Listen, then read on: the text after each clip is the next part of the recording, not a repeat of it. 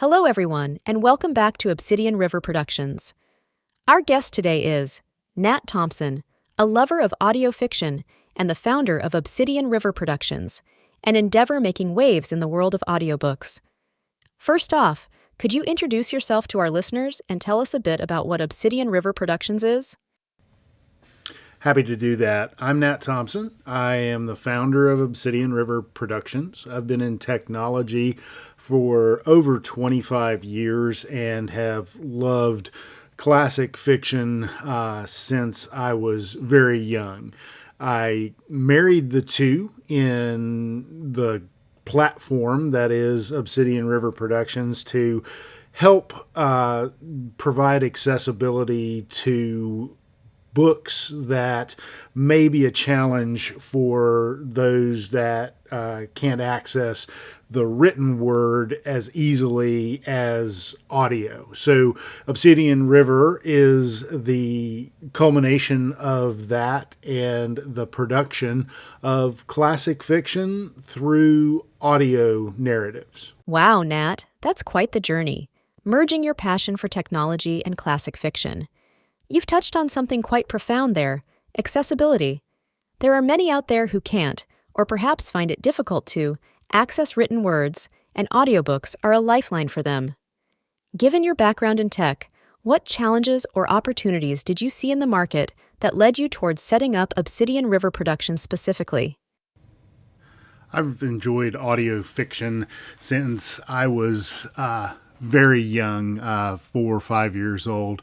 I would sit in front of the speaker of my mother's record player and listen to read-along books of Disney stories and things like that for as long as I can remember. When I got into the professional world, the reality was I had a commute of over 1 hour each way every day, and I had that for 20 plus years. So I would listen to books on tape, books on CD, and then streaming audio when that came around. So I kind of evolved through every medium possible, and that really just helped the drive be a lot more enjoyable than it would have been without those narrations to go along with me. The reality of that is that can get expensive if you're buying CDs or downloading from a commercial service online to get your fiction. What I found was through public domain works, there are a lot of classic stories that are available to be produced as audiobooks. So that's what I've been doing with Obsidian River Productions. Works from Sir Arthur Conan Doyle, Bram Stoker, Mary Shelley. Those are the kind of things that can be done very affordably with modern AI technology, and the results are pretty astonishing how well they come out in the final production. So I put my technology background together to build that and create a process, and that's where Obsidian River Productions stands today. Fascinating, Nat. It's clear that your personal journey, from the simple joys of listening to Disney stories as a kid to the practicalities of long commutes in adulthood, has deeply influenced your approach with Obsidian River Productions. It's commendable that you've been thinking of affordability and accessibility for the wider audience, especially when the cost can pile up over time.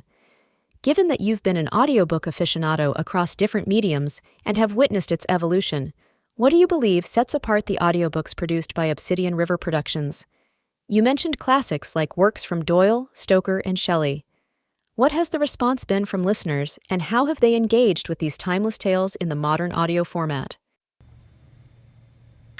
The main difference or differentiator that Obsidian River Productions brings to the table is the affordability. Every work that I produce on Obsidian River is freely available via my YouTube channel to anyone that wants to partake of it. So that is where the difference lies. I'm not charging for access to this content. There's no gatekeeping. It's out there available for anyone that wants to consume it. The responses have been fantastic. Study in Scarlet by Sir Arthur Conan Doyle, the very first Sherlock Holmes mystery, just took off when it was released on YouTube. It's had over 50,000 hours of watch time in its first month. So there is a very hungry audience out there for this kind of content, and I can't wait to put more out for everyone's consumption. That's truly incredible, Nat. The fact that you're offering this content freely, without any barriers, is both commendable and forward-thinking. The response to Study in Scarlet alone speaks volumes about the hunger for quality audiobooks. And to think of it, 50,000 hours of watch time? That's a testament to the value you're offering. Speaking of the classics, it's heartening to hear that there's still a significant appetite for them in our digital age. Given the vast array of classic literature out there, how do you go about choosing which books to produce next? What's your criteria or process for selecting the next masterpiece to share with your audience?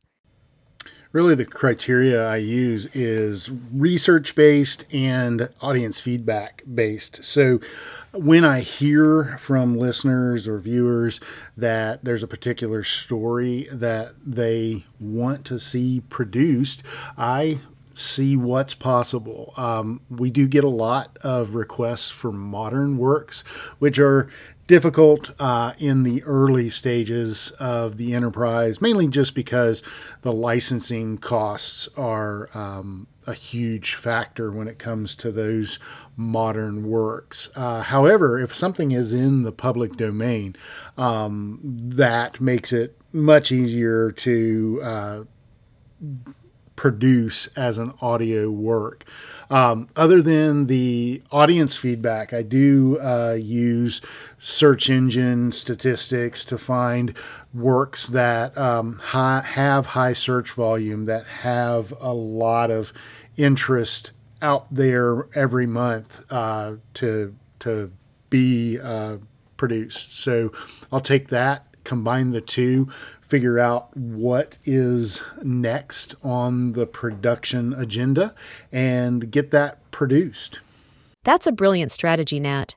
Leveraging both audience feedback and search engine statistics provides a balanced approach. Listening to what the audience wants while also using hard data ensures that Obsidian River Productions always has its finger on the pulse of what people want. It's interesting to hear about the challenges with modern works due to licensing costs.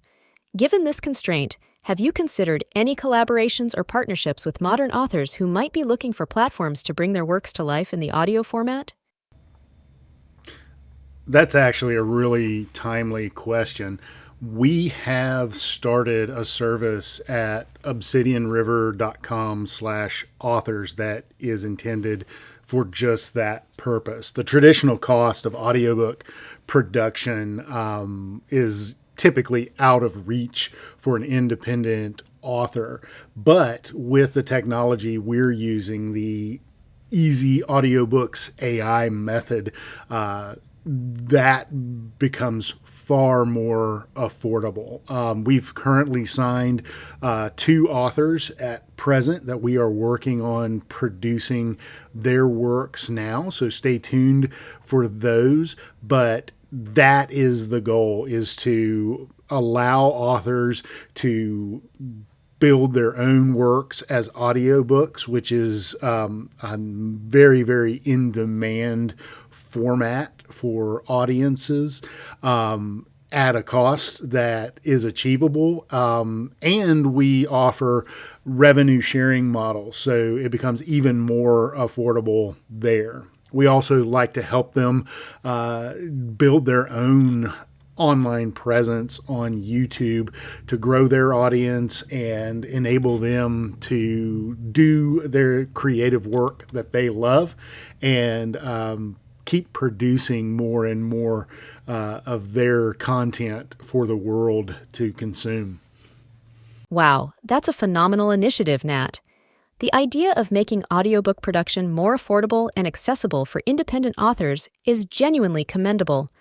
It sounds like you're not just providing a service, but creating an ecosystem where authors can thrive, connect with their audiences, and grow their brand. With the explosion of self-publishing and the increasing number of indie authors, it's no surprise that many of them struggle to break through the noise.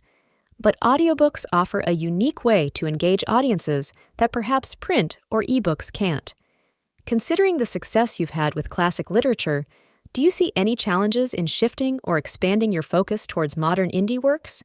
And also, how do you envision blending these contemporary stories with the classics on Obsidian River Productions? So, putting the two together, the classic fiction works and the modern works, is going to come down to feedback from our audience. We don't want to hit a discordant note by dropping modern works into our classic feed if our viewers are not excited about that opportunity. What would work better in that scenario would be a separate channel for that content, that modern works. However, if the feedback we get from our viewers is that they would love to interchange between the two, then we'll be happy to interleave classic works and modern works together. So there's one easy stop for our viewers to consume both forms of content. Really, it's going to come down to asking our users, our viewers, what they would prefer and accommodating those wishes so that they get an experience that's enjoyable and something they want to continue with. It's genuinely refreshing to hear a content creator prioritize their audience's feedback to such an extent. Keeping your finger on the pulse of what the audience wants is critical in any creative endeavor, and it's clear that Obsidian River Productions is deeply committed to delivering the best experience. Building on that, the audiobook industry has seen immense growth over the past few years. How do you see the future of audiobooks and audio storytelling in general? Given the integration of AI and advanced technologies into your production, do you see a shift in how narratives will be delivered in the future, and how is Obsidian River Productions gearing up for that? AI voice narration is just going to get better and better. Where it is now is miles and miles ahead of where it was just a year ago. So the production quality is just going to continue to increase, and more options are going to be available for AI production. Right now, it's a pretty straightforward production process that requires some manual intervention and tweaks to get it to a good quality production. I see in the next couple of years the tools evolving to a point where that just becomes easier and easier, where you can indicate which voices narrate which portions of a manuscript or influence inflection. All of those things will be easier and easier with every iteration of the technology. So authors are just going to be more and more enabled when it comes to producing their works while leveraging AI assistance. It's exciting to consider the possibilities. As technology continues to evolve, It's clear that the audiobook industry will benefit and see even greater transformations. But as with all technology, there can be concerns. Some might say that AI might lead to the loss of the human touch in narration, making audiobooks less personal or authentic. How would you respond to such concerns? Do you believe that there is a unique quality to human narration that can't be replicated? Or do you see AI eventually bridging that gap?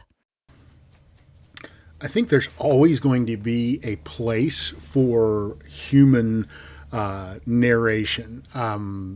The AI narration is something that lowers cost and improves accessibility for production. I don't think it will ever replace parents reading to their children. I read books to my three daughters when they were young, and that was just an enjoyable bonding experience that we had. I think there's always going to be places for that and for human productions of works, because humans have their interpretation of the written word, and that interpretation is an artistic expression. So I think there will definitely always be that portion of works being produced that is necessary and desired for narration.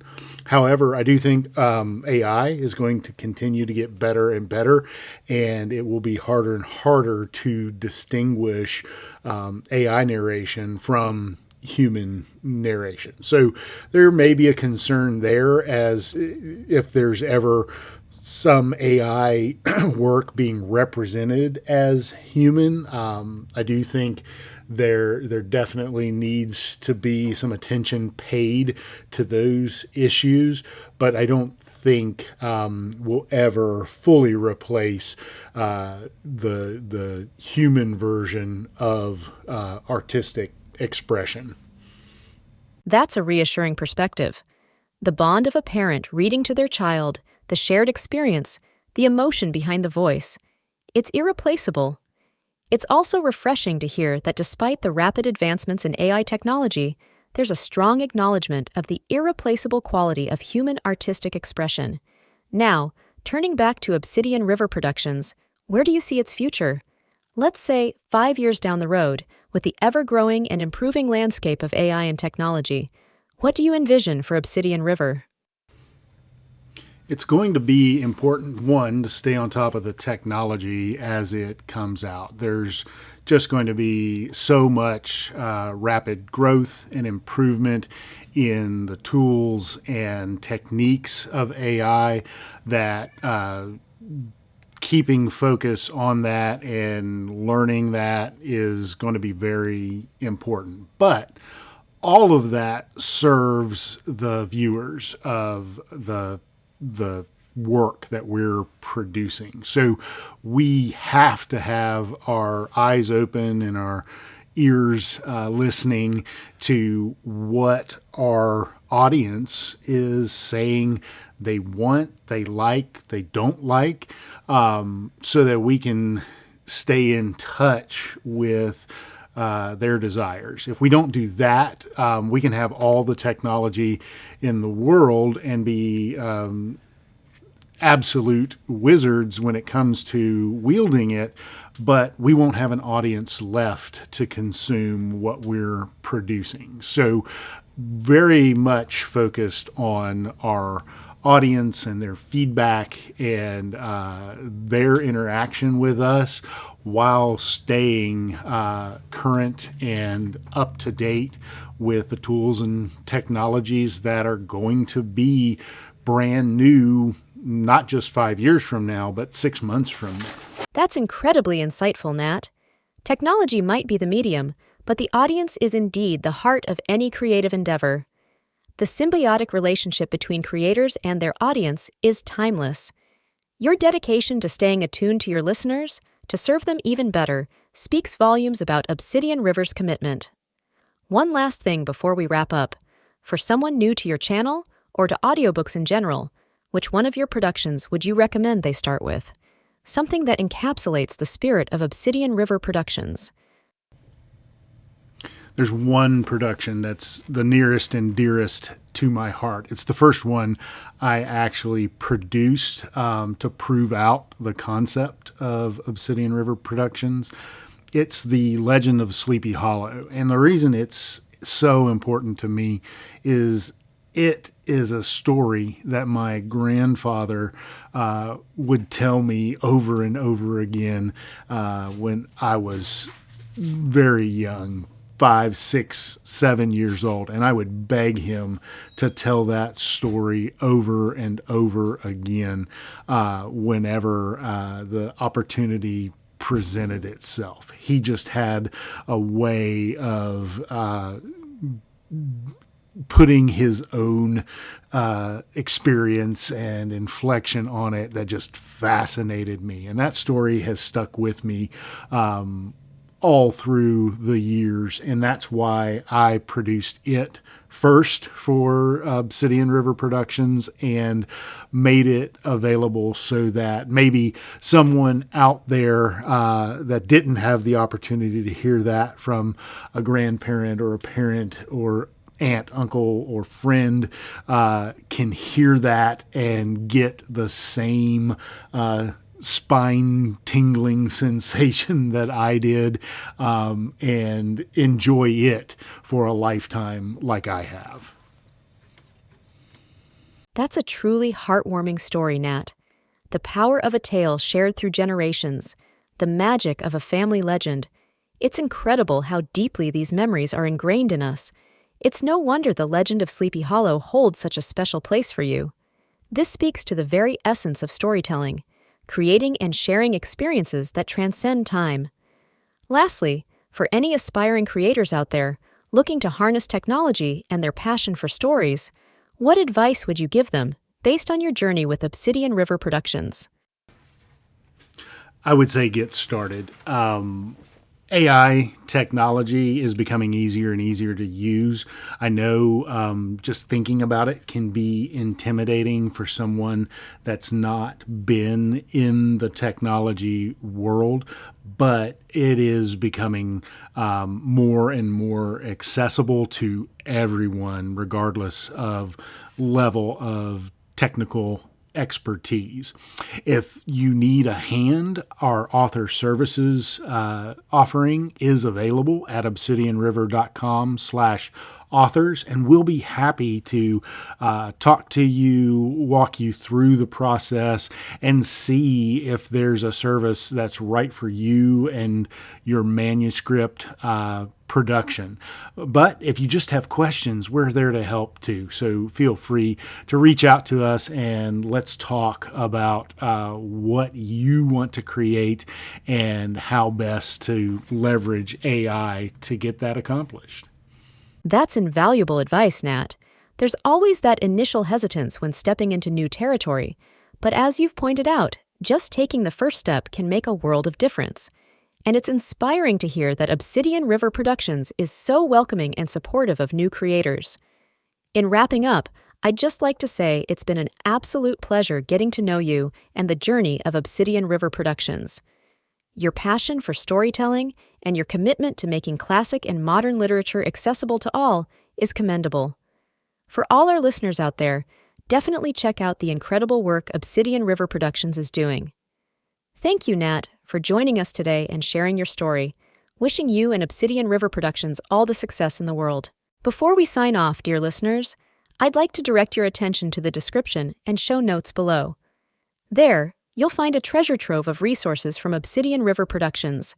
Whether you're a fan of classic tales, an emerging author, or simply curious about the world of AI narration, the details and links provided will offer you a deep dive into all that Obsidian River Productions has to offer. So don't miss out. Once again, a huge thank you to Nat Thompson for sharing his journey with us. Until next time, happy listening.